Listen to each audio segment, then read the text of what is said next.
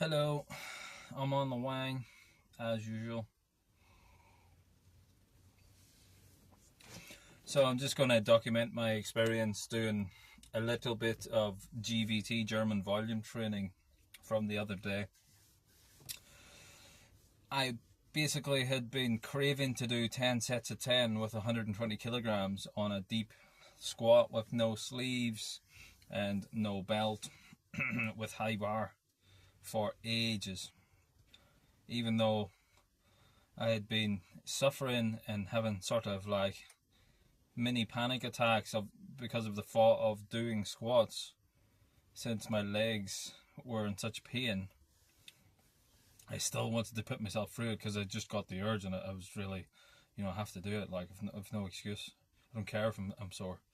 So the first attempt I went in 2 or 3 weeks ago, and I trained the QL muscle and the obliques 3 days before for the first time in ages, so they were still a bit sore. And for some reason, I was becoming very dehydrated anytime I tried to squat. Like, it's like a panic attack. I started squatting, then I drank 2 liters of water to stop myself from fainting because I was going to faint 3 weeks before when I was squatting 120 for 7 sets of 10. Because I had been building up to it. But I tried 120 on the third rep, my first set, my QL muscles spasmed and I could barely breathe. So I ended up doing 10 sets of hack squats, knees over toes, with a light weight. 12 reps, 1 minute rest. It wasn't too bad. Got a pump, but there was no real training effect because the weight was too light. And then I was like, I'll give it a week's rest. So I took 9 days rest. Legs still weren't recovered.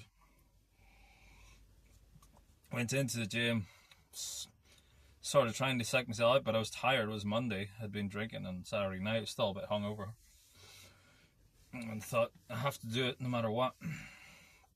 And as usual, in the past 3 weeks, I've been having mini panic attacks because I think I just need a rest from squatting for a couple of weeks, or do some massage or something. I got dehydrated and drank 2 liters of water to stop myself from fainting again. But this time I preempted it and drank nearly a liter before I went into the gym, but I still need to drink 2 more liters. So I ended up becoming very bloated. But anyway, I plowed on through. First set of 10 reps with 120. I've got the video on YouTube. It was easy enough, but it felt a bit, it felt tough, even though it was easy, if you know what I mean. That's the way the gym is. Like, you can be doing a weight, you could do 20 reps of the weight, but it just feels heavy every rep. It feels like, I don't like the RPE thing because it's nonsense. It depends how it's defined, but if it felt physically and emotionally exhausting despite it being light. Sometimes a 1 rep max feels easy, so this is why the RPE thing doesn't make sense. But anyway, it felt difficult. The second set felt easy. It's almost as if my legs had woken up. And the first 5 sets weren't so bad. Sixth set, no bother. As I was doing it, I was taking 5 minute rests. As I was doing it, I was like, it's not so bad.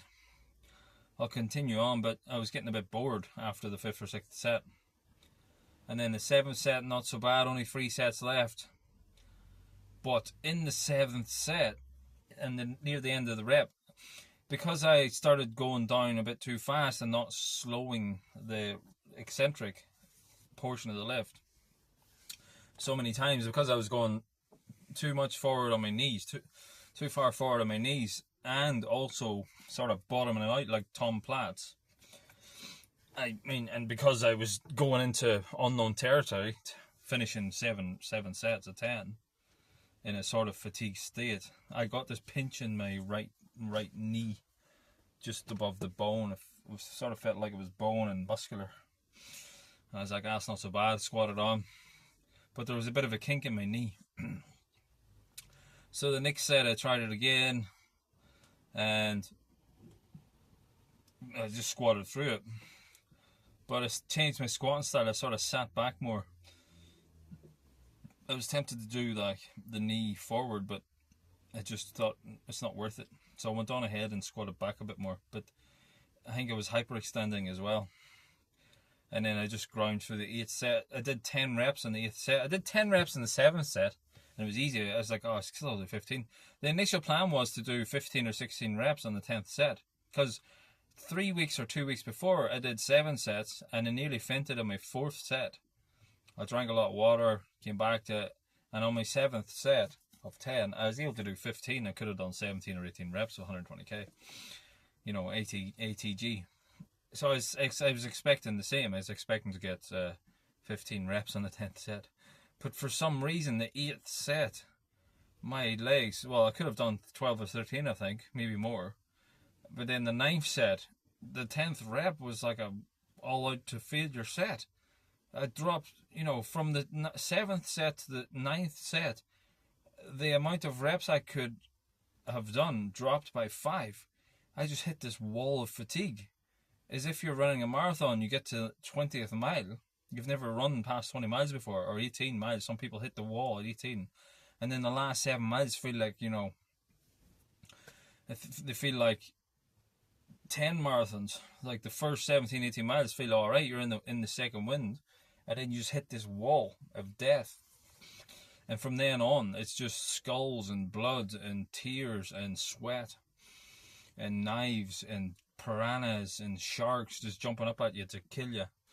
That's what it's like when you do a marathon around mile 19. You're just sort of slogging along, barely at walking pace sometimes, especially if it's your first one. And this is exactly what it was like with the 10 sets of 10. On the 8th set, I hit a wall because it was new territory. 8 sets of 10 was new territory. And it was a pure slog it out session. 9th set, whoa! I was like, oh, I should just stop now. My knee's going to get worse. It's probably going to develop into an injury. You know, sometimes you get a bit of pain. Like when you run a marathon, on the 18th mile, your knees start hurting. You get joint pain. But you go on, and then you're left with pain for 5 days, and then you recover. You know, and it's exactly what it was like. It was joint pain. It was aches and tendon, ligament pain, meniscus. All this kind of fatigue sort of came out of nowhere from the cracks. And I just decided to go on like in a marathon. I was like, fuck it. I've decided to do it. I'm doing it. I'm not quitting. Don't care how hard it is. And the 10th set, on the 10th rep, I thought I wasn't going to get the last rep. I got 9, and the 9th was a grind, and the 10th was screaming. I actually screamed in the gym just because it was just pure pins and needles. It's like getting acupuncture with hot burning needles in every muscle fiber of my thighs. That's what the pain was like. Maybe I could have done 11, but I might have fainted or died. I don't know. But the 10th felt like it was all out failure. And I just couldn't believe it. The last 2 sets were like the last 2 miles in a marathon. That's what the pain was like. I was not expecting that. Because I reckon I could have done 120. I could probably do 120 for 20 deep reps. Like reasonably controlled. Maybe more. You know, you're supposed to do it with your 16 rep max and take 2-minute rests or something. That's impossible. But from that experience, I would recommend doing it with even lighter weight than you think you could do it with. Just because it's to build up that volume. Like the reason I was doing it was to build up resistance to volume, because I've been doing low volume training. I've been just doing 1 set. Like I've got most of my gains from 1 set, 1 working set, like Mike Mentzer sort of stuff, but even easier than that. And I got fibromyalgia years ago, and it's still sort of there in my left quad. And I reckon maybe part of the reason of the cause of that is the 1 set stuff. I don't know, under training. And I was like, I can't, you know, back squatting is easing my back, it's fixing my back. The really deep back squat is just soothing it. It's making it really flexible and strong, and it's just getting rid of all the pain. Like my back right now feels like it's a new back, and the lower back is just fresh as hell. Even though I just did it. I did it. It was Tuesday. I did it. What was it? Wednesday or Tuesday? Yesterday. It's Tuesday. I did it yesterday. Yesterday I did the squatting session. My legs are aching. My knees in pain. I can't sit on my knees. You know, it feels like my knee's going to pop out of place. You know, it feels like the meniscus has been torn or something. No, it's not. It's obviously, there's no swelling. It's just wear and tear. Like the tendon and ligament pain will go away in a couple of days. I think it's just like fatigue from the gym, like it's just a niggle. And the quads are like, they have this sort of weird dull soreness. It's a bit weird, the DOMS, DOMS, delayed onset muscle soreness. And you know, my hamstrings hurt, but my low back feels like it's been replaced with a new 20-year-old lower back. For some reason these deep squats are just fixing my back so well. And yeah, that's part of the reason I'm doing it. And also I want to build up fatigue tolerance. I want to be able to cope with a lot more sets. Like my plan is, like I don't plan to do GVT. I plan to go back to like 5 sets or 4 sets, maybe like, you know, 5 sets of 10 weigh 130 or something, or 3 sets of 10. Like I'm going to lower the volume and start deadlifting again. But that's the reason, because I'm going to bring back deadlifts and stuff, and I needed a break from heavy weights. So I just thought I'll just dive in, maybe take 2 weeks rest or something. But if I was going to run a 10 by 10 program, you know, for 4 weeks, no, I would definitely lower the weight. I would have it like where, like I expected to get 120 for 10 by 10 because it's such a lightweight. But I would just go lower than your 20 rep max. I'd go for your 25 rep max for your first week and see how it goes.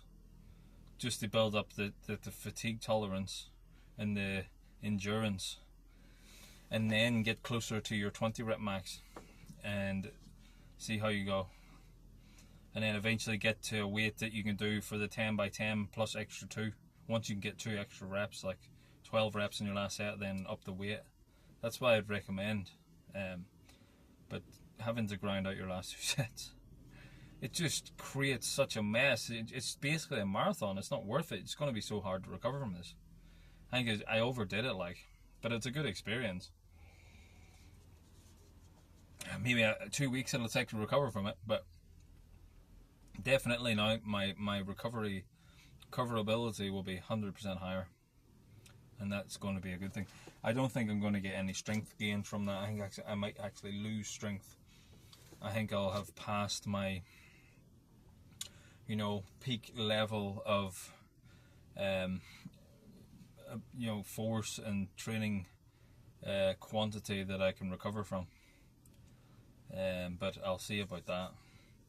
Yeah. So that's it. That's just my experience of it. Would I recommend it? Yes, in the way I've said. In the way I've done it, no. You know, my knees hurt. My right knee hurts unnecessarily because I wasn't controlling the downward portion as much, and I hadn't built into it as much as I could. Like I haven't been deep squatting, you know, like an Olympic lifter for long enough. I've only been squatting to parallel, if even, sitting back, which doesn't really train the knee joint as well as it should. Like you should train your knees. If you listen to that knees over toes chap, like I cured my tendinitis.